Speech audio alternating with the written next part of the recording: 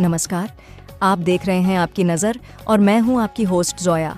आज दिन की सबसे बड़ी राजनीतिक खबरें लेकर आई हूं, जिसमें मिलेंगी देश और दुनिया की सियासत के नए मोड़, बड़े बयान और चुनावी हंगामे की पूरी जानकारी। तो चलिए देखते हैं आज सियासत की दुनिया में क्या कुछ खस रहा। ट्रंप के दूसरे कार्यकाल में अमेरिका और ईरान के ताल्लुकात कैसे होंगे, ये बड़ा सवाल है। पिछले 4 सालों में हालात काफ़ी बदल चुके हैं। ट्रंप के पिछले 4 सालों में हालात काफ़ी बदल चुके हैं। दौर यानी 2017 से 2021 के बीच अमेरिका के जरिए ईरान पर भारी प्रतिबंध लगाए गए थे, जिससे वो अपना न्यूक्लियर प्रोग्राम रोक दे, बैलिस्टिक मिसाइलों के निर्माण में कमी लाए और अपने प्रॉक्सी ग्रुप को मदद बंद कर दे। उस वक्त अमेरिका ने सऊदी और यूएई को साथ मिला लिया था, लेकिन उसके बाद गुस्साए ईरान ने सऊदी और यूएई की वो खबर ली कि दोनों ने तौबा कर ली। कहा जाता है कि ईरान ने अपने हिमायती यमन के मिलिशिया ग्रुप हौसी फाइटर्स के जरिए सऊदी और यूएई की तेल रिफाइनरी पर जबरदस्त हमले करवाए। हालात को भांपकर ट्रंप के जाने के बाद पहली यूएई ने साल 2022 में और फिर सऊदी ने 2023 में चीन की मदद से ईरान के साथ संबंध सामान्य कर लिए। महाराष्ट्र चुनाव 2024 के दौरान कांग्रेस नेता राहुल गांधी ने महिलाओं के बीच पहुंचकर उनसे मजेदार बातचीत की। यह घटना कांग्रेस की महालक्ष्मी योजना के प्रचार का हिस्सा थी, जिसे कांग्रेस ने महिलाओं के सशक्तिकरण और आर्थिक सहायता के लिए शुरू करने की गारंटी दी है। क्या है महालक्ष्मी योजना? कांग्रेस की इस योजना के तहत 1 महीना 1500 रुपये की सहायता, महाराष्ट्र की महिलाओं को सीधे आर्थिक मदद मिलेगी। 2 फ्री सिलेंडर, हर परिवार को मुफ्त गैस सिलेंडर देने का वादा। 3 महिलाओं को प्राथमिकता, घरेलू जिम्मेदारियों से राहत और आत्मनिर्भरता के लिए यह कदम। राहुल गांधी का महिलाओं से संवाद। राहुल गांधी ने स्थानीय महिलाओं के साथ खुलकर बातचीत की, उनकी समस्याएं सुनी और कांग्रेस की योजनाओं के फायदे समझाए। उन्होंने हल्के फुल्के अंदाज में उनके साथ हंसी मजाक भी किया, जिससे माहौल काफी सहज हो गया। इस मौके पर राहुल गांधी ने कहा, महिलाओं का सशक्तिकरण ही असली बदलाव की शुरुआत है। कांग्रेस की महालक्ष्मी योजना महिलाओं के लिए सम्मान और आर्थिक आज़ादी लाएगी। चुनाव में प्रभाव। यह कदम कांग्रेस को महिलाओं के बीच लोकप्रिय बनाने की कोशिश के रूप में देखा जा रहा है। महाराष्ट्र में महिलाओं का समर्थन किसी भी राजनीतिक दल के लिए महत्वपूर्ण हो सकता है और कांग्रेस इसे एक बड़े अवसर के रूप में देख रही है। इस मजेदार मुलाकात और राहुल गांधी की गारंटी से कांग्रेस का चुनाव प्रचार जोर पकड़ रहा है। क्या यह योजना कांग्रेस को महाराष्ट्र में सत्ता दिला पाएगी? यह देखने वाली बात होगी। प्रधानमंत्री नरेंद्र मोदी ने एचटी लीडरशिप समिट 2024 में भाग लेकर हिंदुस्तान टाइम्स के 100 वर्ष पूरे होने पर उन्हें बधाई दी। अपने भाषण में पीएम मोदी ने देश की प्रगति, चुनौतियों और उनकी सरकार की योजनाओं पर चर्चा की। 1 आत्मनिर्भरता और विकास। उन्होंने बताया कि भारत ने आत्मनिर्भरता की दिशा में कई बाधाओं को तोड़ा है। देश अब $5 ट्रिलियन की अर्थव्यवस्था बनने के लक्ष्य की ओर तेजी से बढ़ रहा है, जो 130 करोड़ भारतीयों के जीवन को बेहतर बनाएगा। 2 अंतरिक्ष और विज्ञान। चंद्रयान मिशन की सफलता को देश के वैज्ञानिकों के समर्पण का उदाहरण बताते हुए उन्होंने इसे नए भारत के सपनों का प्रतीक कहा। 3 बुनियादी ढांचा। पीएम मोदी ने कहा कि भारत में वर्ल्ड क्लास इंफ्रास्ट्रक्चर तैयार करने के लिए 100 लाख करोड़ रुपए की परियोजनाएं शुरू की जा रही हैं। 4 क्लाइमेट चेंज। जलवायु परिवर्तन पर चर्चा करते हुए उन्होंने जोर दिया कि भारत सस्टेनेबिलिटी को बढ़ावा देने वाले कदम उठा रहा है। 5 कश्मीर। अनुच्छेद 370 को हटाने के फैसले को विकास का कदम बताते हुए पीएम मोदी ने इसे जम्मू कश्मीर और लद्दाख के लिए नई उम्मीद बताया। यह भाषण भारत की विकास यात्रा, आत्मनिर्भरता और भावी लक्ष्यों पर केंद्रित था। आप और अधिक जानकारी प्राप्त कर सकते हैं। 23 नवंबर को महाराष्ट्र की सत्ता में कौन आएगा? ये सवाल महाराष्ट्र और राजनीति में दिलचस्पी रखने वाले हर शख्स ने जरूर जानना चाहा होगा। इस समय पूरे प्रदेश में विधानसभा चुनाव की चर्चा चल रही है। इस चुनाव में कौन सा फैक्टर काम करेगा? किन जातीय समीकरणों का गणित चलेगा? मराठवाड़ा में क्या होगा, विदर्भ में कौन आगे होगा, कौन जीतेगा मुंबई की जंग, ये तमाम सवाल लोगों के मन में उठ रहे होंगे।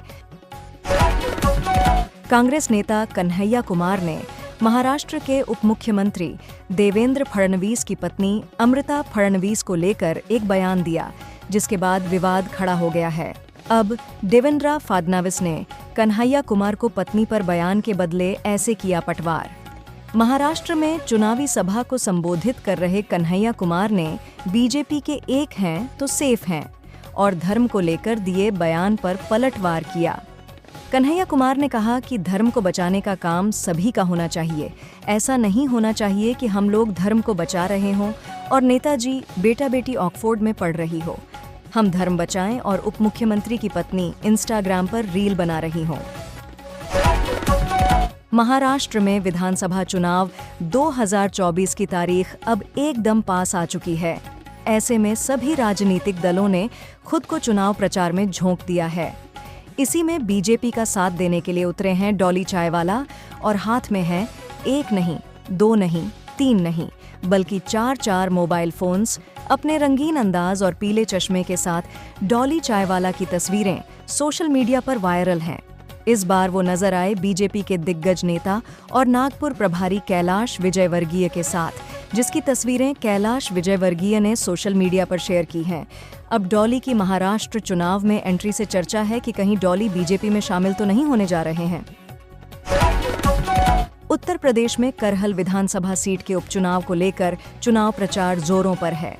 समाजवादी पार्टी सपा प्रमुख अखिलेश यादव ने हाल ही में करहल में एक जनसभा को संबोधित करते हुए भारतीय जनता पार्टी बीजेपी पर तीखा हमला किया।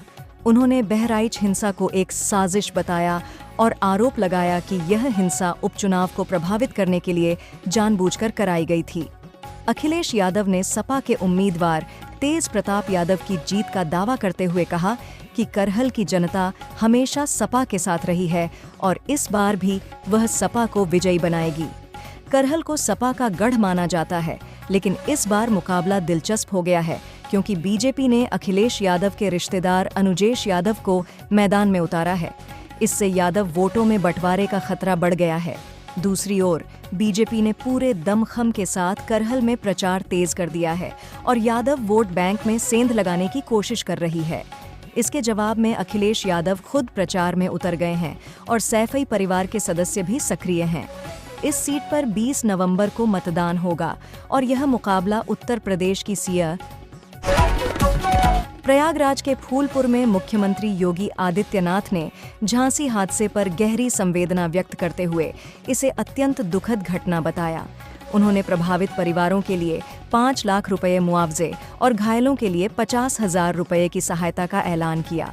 सीएम ने अधिकारियों को मौके पर राहत और बचाव कार्य तेज करने के निर्देश दिए। इसके साथ ही उन्होंने घायलों के समुचित इलाज की व्यवस्था सुनिश्चित करने पर जोर दिया और मृतकों के परिवारों के प्रति अपनी संवेदनाएं व्यक्त की। झांसी हॉस्पिटल फायर, राहुल गांधी और प्रियंका गांधी ने बच्चों की गई जानों पर किसको बताया। जिम्मेदार झांसी मेडिकल कॉलेज में आग की लपटों ने 10 मासूमों की किलकारियां छीन ली। हॉस्पिटल के बाहर खड़े माँ बाप अपनों बच्चों के लिए तड़प रहे हैं। हादसे के बाद अस्पताल प्रशासन पर भी कई गंभीर सवाल खड़े हो रहे हैं।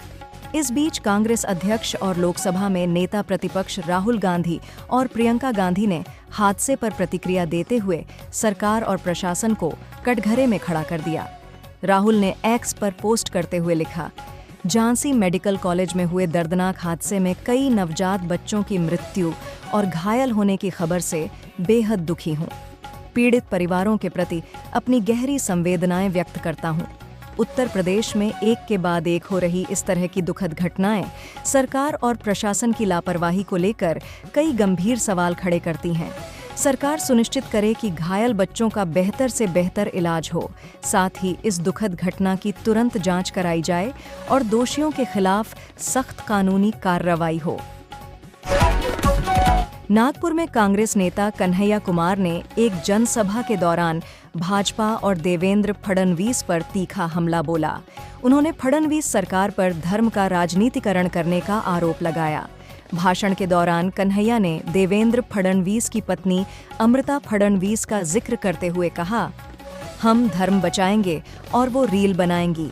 यह टिप्पणी फडणवीस परिवार और भाजपा पर कटाक्ष था।